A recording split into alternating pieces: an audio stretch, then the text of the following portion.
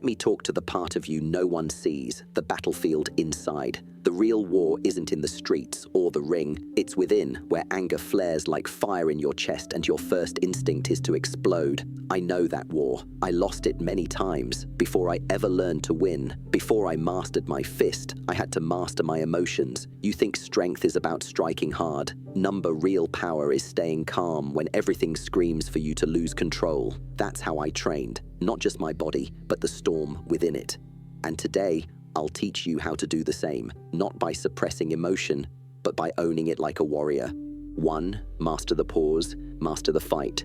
There's an invisible space between the moment something happens to you and the moment you choose how to respond. Most people don't even notice that space. They react instantly, out of anger, pride, fear, or pain. But if you can become aware of that space, if you can learn to live inside it even for a second, it can completely change the course of your life. I wasn't born with that awareness. In my early days, I was reactive.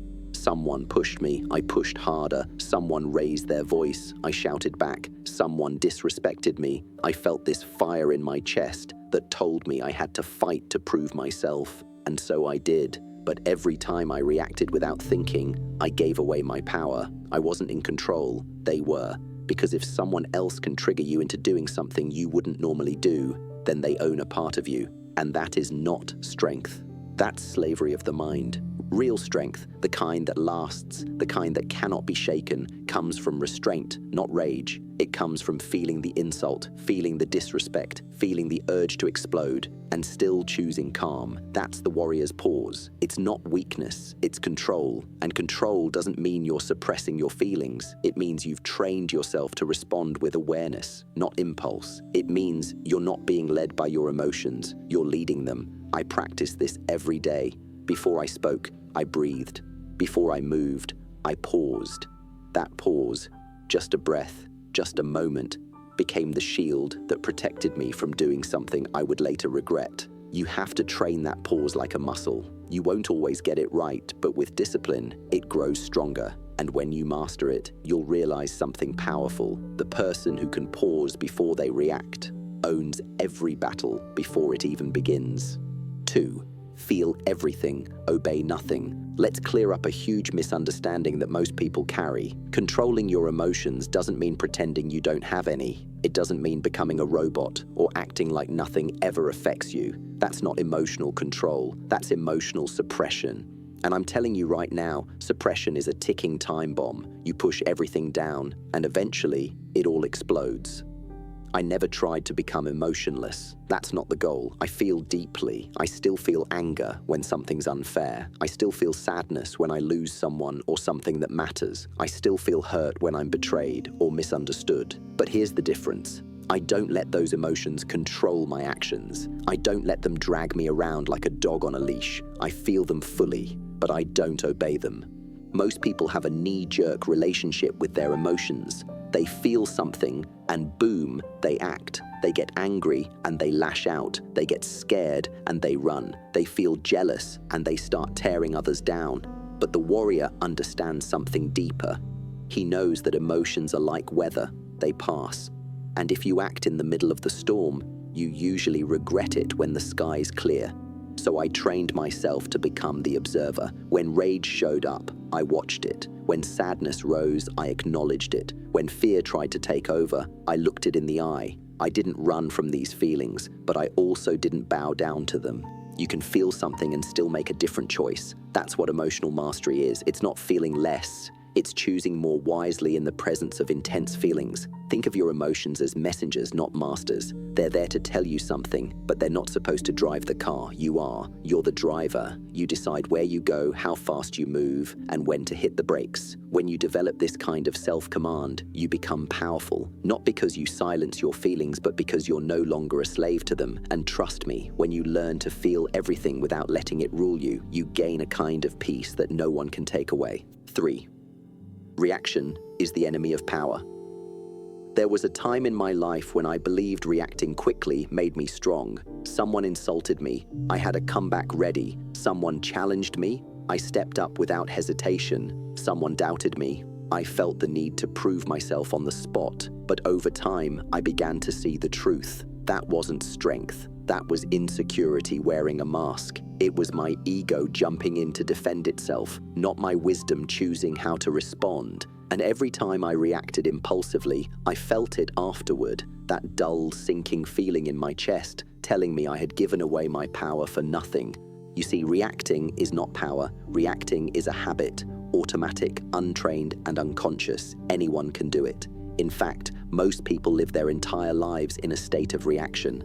Something happens, they explode. Someone says something, they get offended. They let their emotions push them around like a leaf in the wind. But a warrior doesn't do that. A warrior responds, and there's a world of difference between reacting and responding.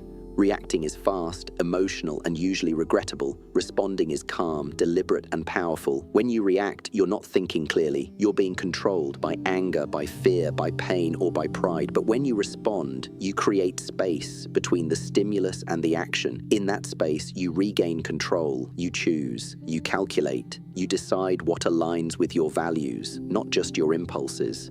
I had to train myself to recognize the triggers. Those moments when I felt that familiar rise of heat in my body, the tightening in my chest, the rush of blood. That's when I'd stop, breathe, reflect, ask myself, does this deserve my energy? Is this worth my peace? Most of the time, the answer was no. And over time, that pause became my strength. It became my shield. It allowed me to walk away from battles that weren't mine and win the ones that mattered without ever raising my voice. People who constantly react are easy to manipulate. All someone has to do is press the right button and they explode.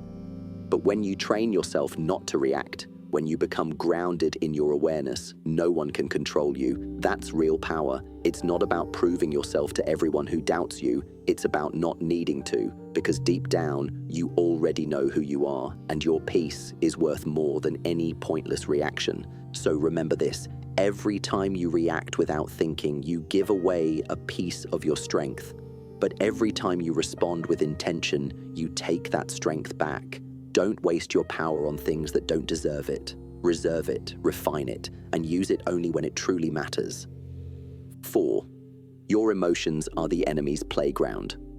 When most people think of a fight, they think of punches, kicks, and physical power. But the smartest enemies, the most dangerous ones, won't try to break your bones first. They'll try to break your mind. They won't confront your strength directly. Instead, they'll aim for your emotions, because once they can control how you feel, they can control what you do. If they can make you angry, they've already made you irrational. If they can make you jealous, they've already made you distracted. If they can make you afraid, they've already weakened your will to act. This is how battles are won before they even begin. Not through muscle, but through manipulation. I've been there. I've been pulled into fights I didn't need to fight because someone provoked me and I let my emotions take the wheel. I thought I had to defend my name, my pride, my identity. But every time I gave into that fire without discipline, I lost something more important than the argument. I lost my peace. And worse, I handed my opponent the weapon they needed to control me. That was the lesson I had to learn through experience. That your emotions, if left unguarded, become tools that other people will use against you.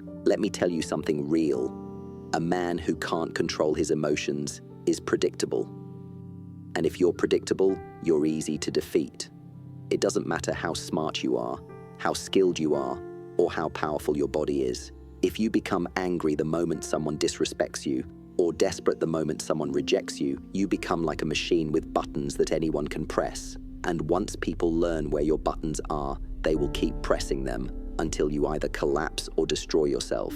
That's why I stopped giving people easy access to my emotions. I became mindful. I started noticing the first signs of rising anger, the tightening jaw, the heat in my stomach, the urge to lash out. And I trained myself to pause, to breathe, to let it pass before choosing how I would respond. That training didn't just help me in fights, it changed how I lived.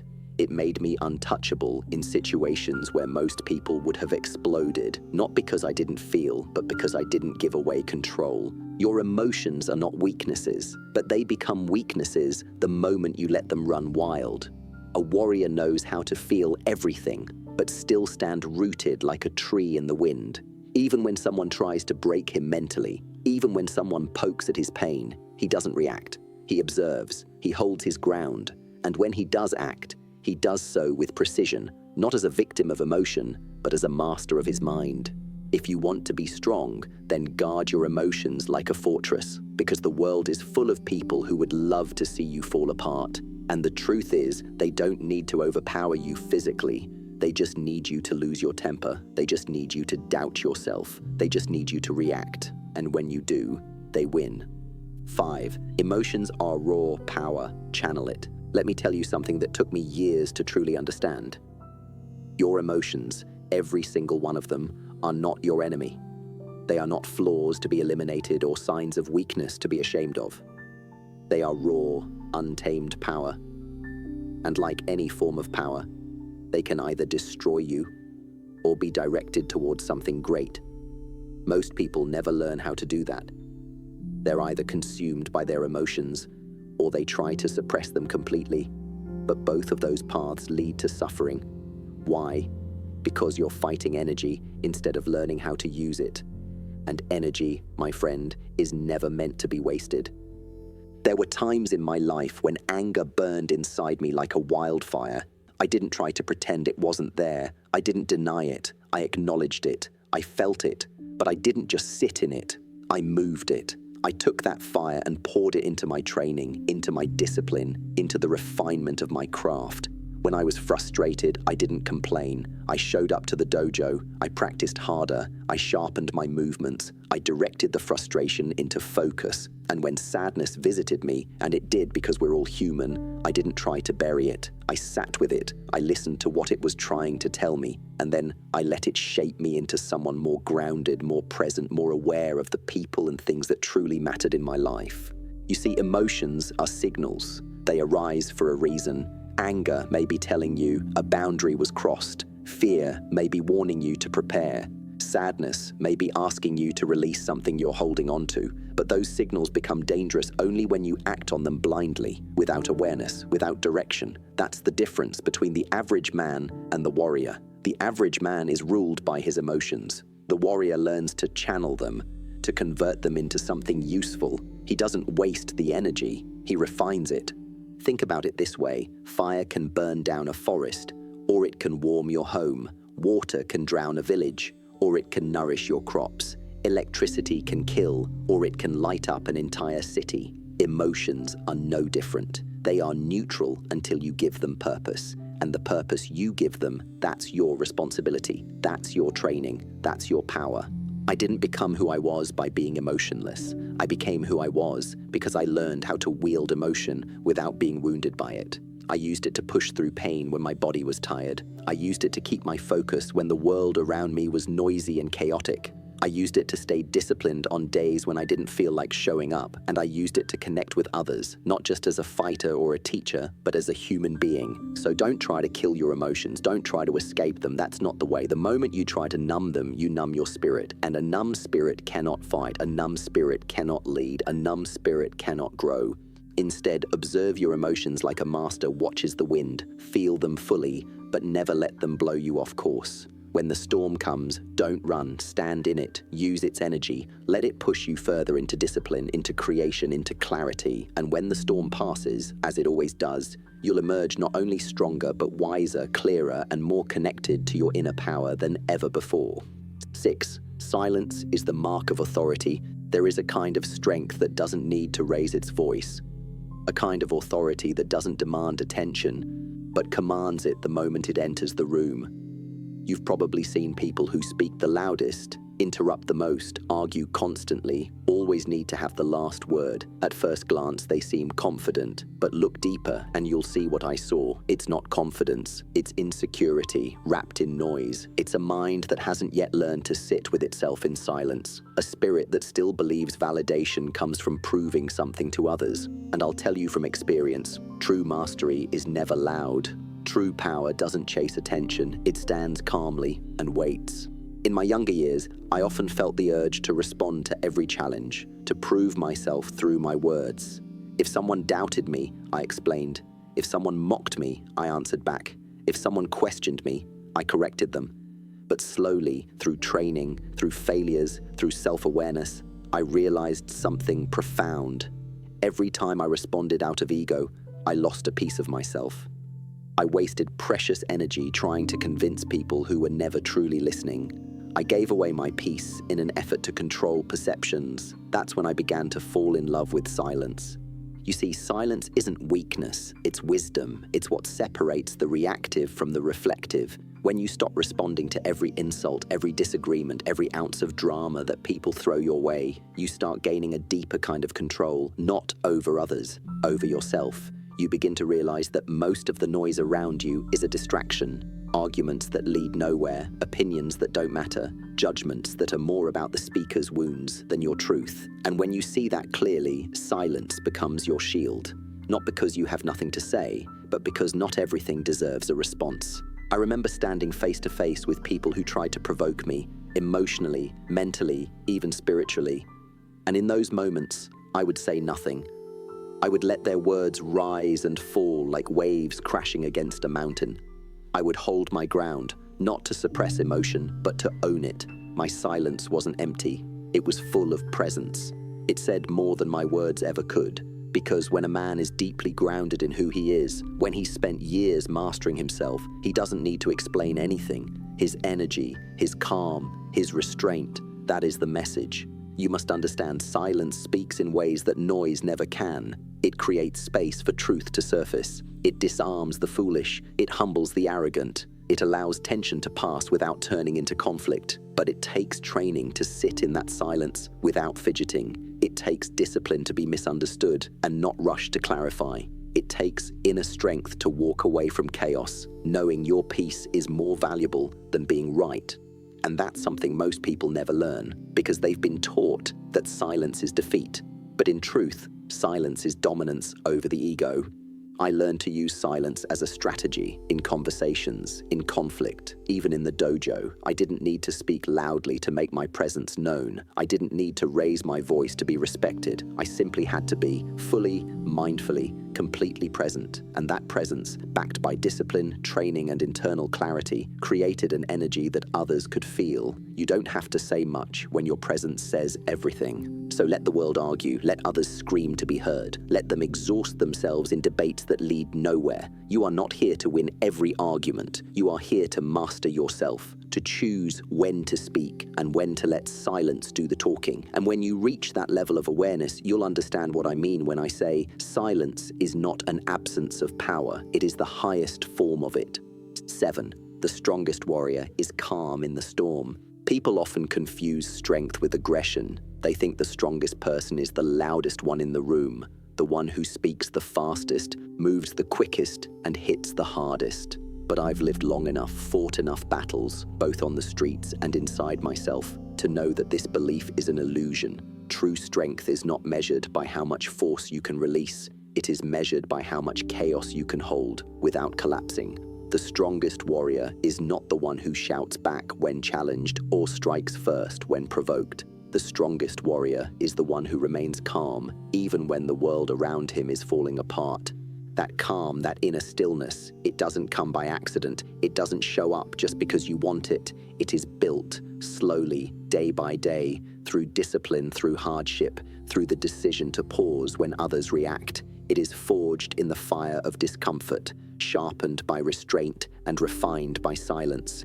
It is the result of facing your storms, not by running from them or pretending they don't exist, but by stepping right into the center of the storm and learning how to stand still in the wind. There have been moments in my life when everything seemed out of control, when people I trusted turned against me, when my dreams seemed to slip through my fingers, when my emotions screamed louder than my logic. I felt the heat rise. I felt the urge to lash out, to defend, to escape. But I knew that if I gave in to those emotions, I would only multiply the damage. So I trained myself over and over again to stay still, to breathe through the fire, to find the eye of the storm and plant myself there.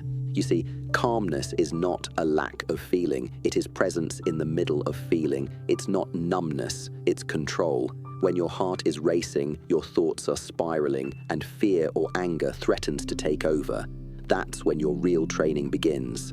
Anyone can stay centered when life is peaceful, but when life punches you in the gut, when your plans fall apart, when betrayal knocks on your door and disappointment crashes into your chest, Can you stay grounded then? Can you keep your mind clear and your breath steady when the storm is no longer outside you, but inside you?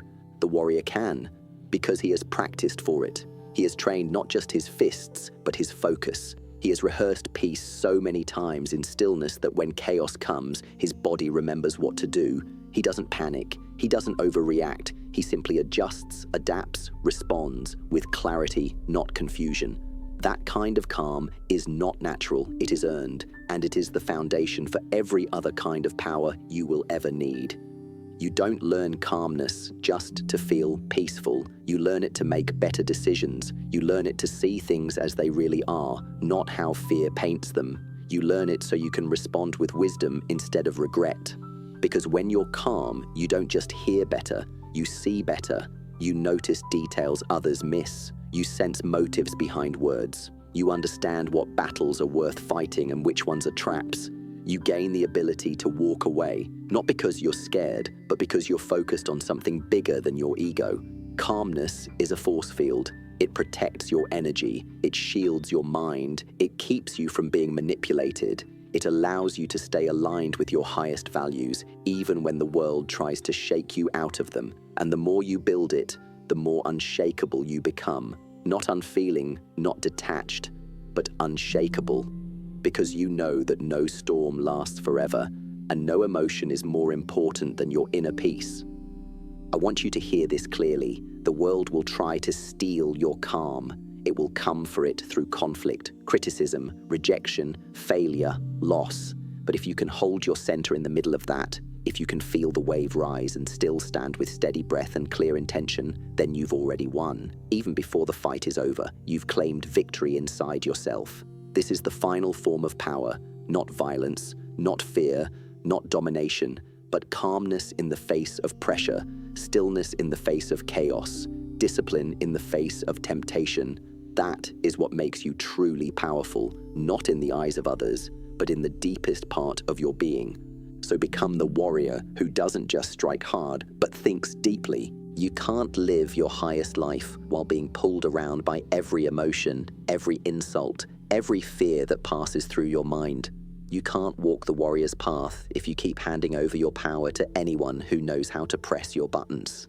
Mastery doesn't come from training your fists. It comes from mastering what you do in the silence between each moment. That tiny space where you feel the heat rise, where your thoughts start to spiral, where your ego screams to strike back. That's the place where all your power lives, and that is the space you must learn to control. A warrior is not just someone who fights. A warrior is someone who endures without losing clarity, someone who feels everything yet chooses with wisdom, someone who speaks only when it adds value, and who stays calm not because life is easy, but because they've trained for the storm. That's what these lessons were always about. Not control for the sake of appearing strong, but control for the sake of becoming unshakable, so that no matter what happens around you, you remain grounded within you. Anger, fear, sadness, jealousy, pride, they will come. They are part of being human. But if you let them rule you, you will burn yourself down from the inside out.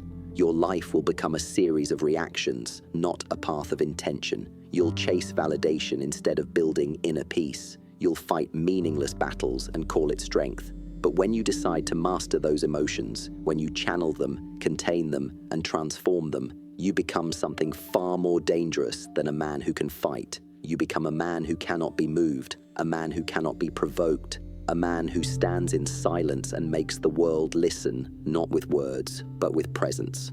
This is not a one-time decision, it's a daily discipline, a way of living, a mindset that you sharpen like a blade. You'll fail sometimes, you'll slip, react, fall short. That's part of the process. But if you return to your center, if you keep practicing the pause, if you keep choosing calm over chaos, over time, your spirit becomes sharp, your energy becomes clean, and your presence becomes undeniable.